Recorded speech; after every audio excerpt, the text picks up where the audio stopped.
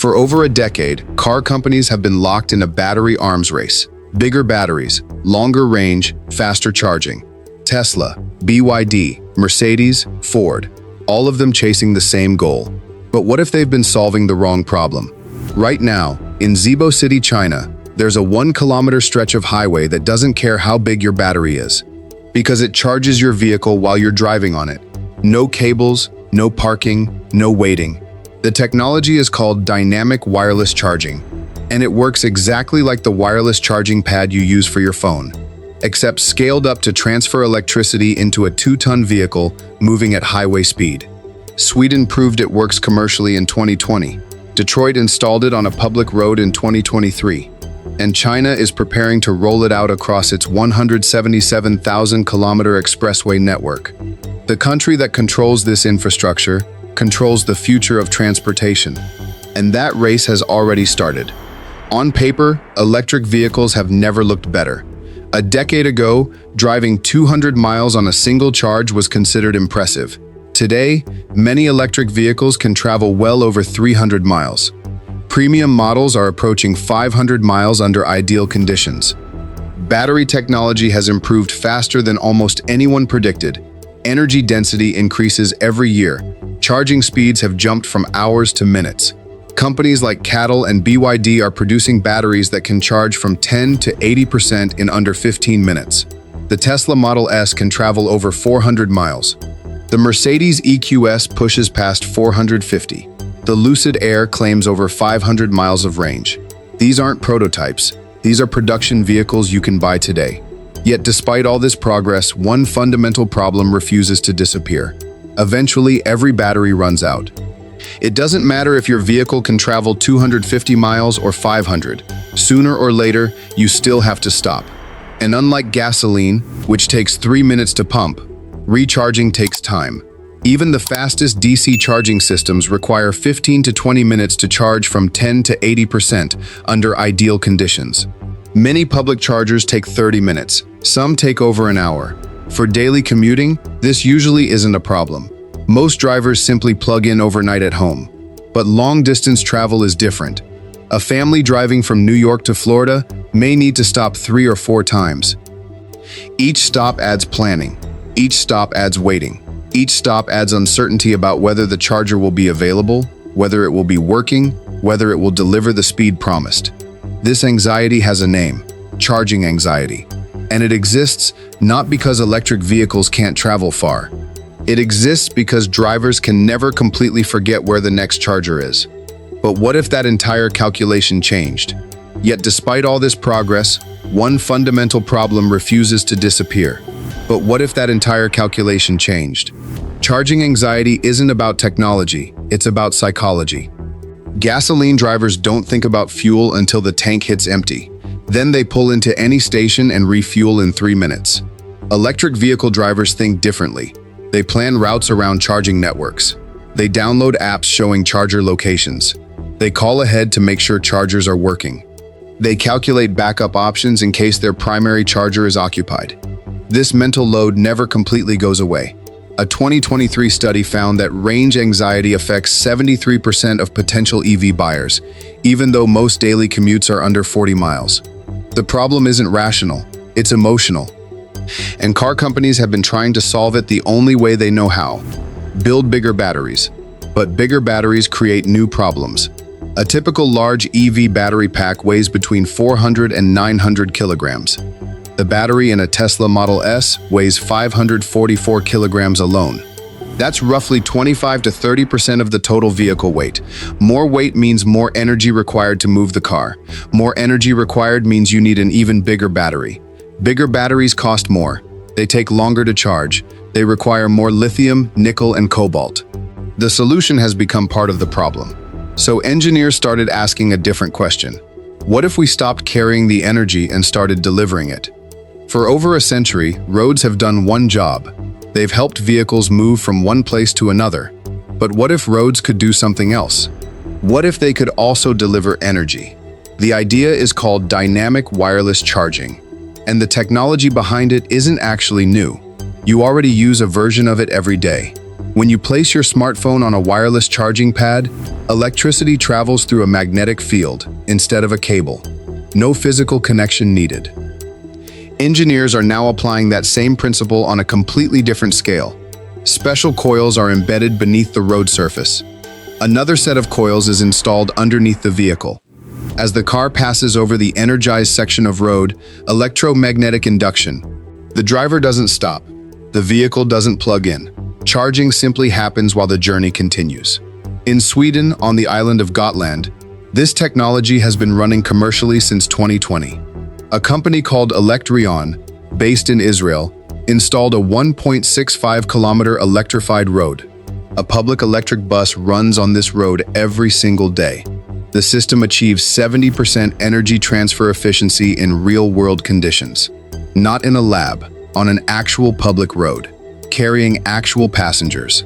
In 2023, Detroit became the first U.S. city to install dynamic wireless charging on a public road. 400 meters on 14th Street. The Michigan Department of Transportation partnered with Electrion to test the system on commercial and public transit vehicles. It's not a future concept, it's operating right now. But here's what makes this technology truly disruptive. If even 5% of China's 177,000-kilometer expressway network were electrified, that would create nearly 9,000 kilometers of charging road. For context, the entire U.S. interstate highway system is only 77,000 kilometers. China could build more charging road than America has total highway, and they're already planning for it. If this technology already works, why haven't we seen it everywhere? Because building a charging road is vastly more complex than installing a charging station. A fast charger can be dropped into a parking lot. A charging road requires rebuilding the road itself. Every powered section needs underground coils, power electronics, cooling systems, sensors, communication equipment, and a constant supply of electricity. Unlike a traditional highway, every kilometer becomes part of an electrical system. Then comes the cost. According to several pilot projects, installing dynamic wireless charging infrastructure can cost several $millions per kilometer, depending on design and local conditions. That's exponentially more expensive than simply adding more charging stations. And the technical challenges run deeper than cost. How much energy is lost during wireless transfer? Current systems achieve between 60 and 70% efficiency. That means 30 to 40% of electricity is lost as heat or electromagnetic waste. Can the system work safely in heavy rain, in snow, in extreme heat? Roads experience temperature swings from -30°C to +60°C depending on location. Can thousands of vehicles charge simultaneously without overloading the grid? A single busy highway corridor might have 3,000 vehicles per hour, passing over charging sections. If each vehicle draws 20 to 50 kilowatts during dynamic charging, that creates peak demand spikes of 60 to 150 megawatts on a single highway stretch. That's equivalent to the electricity consumption of a small city, concentrated on one road. These aren't theoretical questions. They're engineering problems researchers are solving right now. That's why most projects today remain limited to test roads, small highway sections, bus routes, freight corridors. Industrial parks, the technology works, but scaling it to an entire country requires solving problems that have nothing to do with the charging itself. It requires redesigning the electrical grid, rethinking road construction standards, creating entirely new business models for infrastructure investment. Yet despite these massive obstacles, more governments and companies continue investing billions. Because the country that solves these problems first doesn't just win the electric vehicle market. They control the infrastructure that powers it. And the technical challenges run deeper than cost. They control the infrastructure that powers it. Pivots to who is actually investing and why China has advantages. While other countries are still testing the technology, China is already preparing the conditions needed to deploy it at scale. This isn't just about building smarter roads. It's about building an entire ecosystem. China already has the world's largest electric vehicle market. Over 60% of global EV sales happen in China. It has the world's largest network of expressways, 177,000 kilometers, and growing by 10 to 15,000 kilometers every year. It has one of the fastest growing charging infrastructures on the planet. And companies like BYD, Cattle, Huawei, and State Grid are developing technologies that extend far beyond the vehicle itself. In Zibo City, located in Shandong Province, engineers have already built a 1-kilometer wireless charging highway section specifically designed for heavy trucks. The Beijing-Hong Kong-Macau Expressway corridor has been identified as a priority zone for intelligent highway testing. These projects remain limited in scale, but together, they reveal something critical. China isn't simply testing a new way to charge electric vehicles. It's building the infrastructure that could support the next generation of transportation. That creates an advantage few countries can match. Because once the roads, the vehicles, the batteries, the power grid, and the communication network begin working together, the technology no longer depends on a single breakthrough. It becomes part of an integrated national system. And here's why that matters more than invention. Wireless charging roads were first seriously researched at UC Berkeley in the 1990s. General Motors explored wireless vehicle charging in the early 2000s. The concept has been theoretically understood for decades. The barrier was never invention, it was always cost and scale. China doesn't need to invent this technology. It just needs to deploy it first at a scale no other country can match. That's exactly why analysts believe the real competition isn't about who invents the technology. It's about who can afford to build it everywhere. And China is spending like they've already decided the answer. And here's why that matters more than invention. And China is spending like they've already decided the answer. China isn't alone in this race. Sweden's Gotland project isn't just a test, it's a blueprint. The Swedish Transport Administration has committed to further expansion beyond the initial 1.65 kilometers. Electrion, the Israeli company behind the technology, is now running projects in Italy, Germany, and France. Israel itself has been testing wireless charging roads since 2019 in Tel Aviv. A small nation with limited highway infrastructure beat global superpowers to real-world deployment. Germany is exploring wireless charging systems specifically for public transportation and commercial vehicles. Freight companies like Volvo and Daimler are designing trucks with receiver coils already built in, anticipating that charging roads will become standard infrastructure within the next decade. In the United States, Michigan passed legislation making it legal to test dynamic charging on public roads statewide. Indiana has launched pilot programs in partnership with universities and private companies. But here's the difference. Most Western projects are limited to a few hundred meters. Test sections, pilot programs, proof of concept demonstrations. China is planning in thousands of kilometers. Each country is approaching the challenge differently. Some focus on highways, others on buses, freight corridors, or commercial fleets. But they're all working toward the same goal, making electric vehicles easier to own than gasoline vehicles. No one knows which country will deploy this technology at scale first. No one knows whether charging roads will become the global standard or remain a niche solution for specific corridors. But if they do become standard, the advantage won't belong to the country with the best battery technology. It will belong to the country that built the smartest infrastructure. Because batteries are products, infrastructure is power. And the country that controls the roads controls everything that moves on them. Which raises an even bigger question.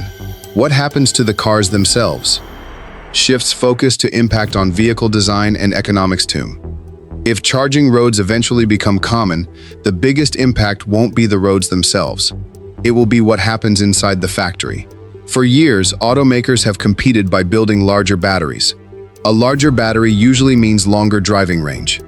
But it also means more weight, higher costs, longer charging times, and greater demand for critical minerals like lithium, nickel, and cobalt. Now imagine a different future. Imagine an electric vehicle that no longer needs enough battery to drive 500 miles, because every major highway can recharge it along the way. Suddenly, the battery doesn't need to be as large. Smaller batteries mean lighter vehicles. A typical large EV battery weighs between 400 and 900 kilograms. Removing even half of that weight dramatically improves efficiency. Lighter vehicles consume less energy. Lower energy consumption means even smaller batteries become practical. Manufacturing costs fall, vehicle prices drop, and demand for battery materials decreases. The entire economics of electric vehicles begins to shift. But the implications go deeper than price. Right now, the Democratic Republic of Congo produces over 70% of the world's cobalt. China controls approximately 60% of global lithium processing capacity. Between 2020 and 2022, the price of lithium carbonate surged over 1,000%. This creates massive supply chain vulnerability. If charging roads reduce the size of batteries needed by even 30%, demand for these critical minerals drops proportionally. Western countries become less dependent on Chinese-controlled supply chains. Price volatility decreases. Suddenly, charging roads aren't just a transportation technology. They're a national security strategy. But perhaps the biggest change wouldn't be inside the factory or the supply chain. It would be inside the minds of consumers. For many people, one concern still keeps gasoline vehicles relevant: the ability to refuel almost anywhere in just a few minutes. If charging roads become common, that advantage begins to disappear. Long-distance travel becomes easier. Waiting at charging stations becomes far less common. Owning an electric vehicle becomes more convenient than owning a gasoline car. For the first time, electric vehicles wouldn't just compete with gasoline vehicles. They could outperform them in the one area where gasoline has always had the upper hand: convenience. But there's another angle almost nobody is talking about. Suddenly, charging roads aren't just a transportation technology, they're a national security strategy. But there's another angle almost nobody is talking about. Teases hidden angles not yet discussed. Most people think charging roads are about passenger cars. They're not. The real opportunity is freight. Heavy trucks account for 25 to 30% of global transport carbon emissions, despite being a tiny fraction of total vehicles. Battery electric trucks face the most severe range limitations of any vehicle category. A fully loaded semi-truck may only travel 200 to 300 miles on current battery technology. That makes long-haul electric trucking nearly impossible. But dynamic charging roads change the equation completely. Freight routes are predictable. Trucks travel the same corridors repeatedly. Electrifying just the major freight highways, rather than the entire road network, makes commercial deployment far more realistic. Companies like Volvo, Daimler, and BYD are already designing trucks with receiver coils built in. They're not waiting for the infrastructure, they're preparing for it. And then there's autonomous vehicles. Self-driving cars would be ideal users of charging roads. They can position themselves precisely over charging coils for optimal alignment. Human drivers might drift slightly.